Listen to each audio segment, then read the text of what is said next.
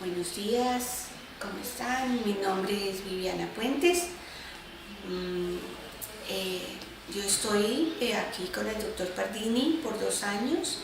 Él me está tratando con mucho éxito mis dolores de cabeza, horribles de migraña, acompañados de dolores de los ojos, la cara en general, los oídos, mi bruxismo, dolores horribles en la mandíbula, el cuello y los hombros, ¿no?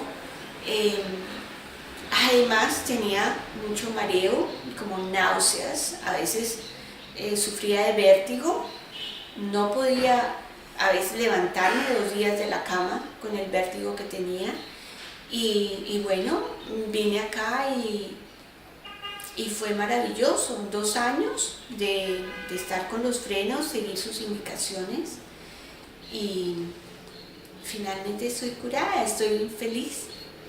Y bueno, si quisieran preguntarme alguna cosa, mi teléfono es el 6678-5265 y mi correo electrónico es vipuentes@gmail.com.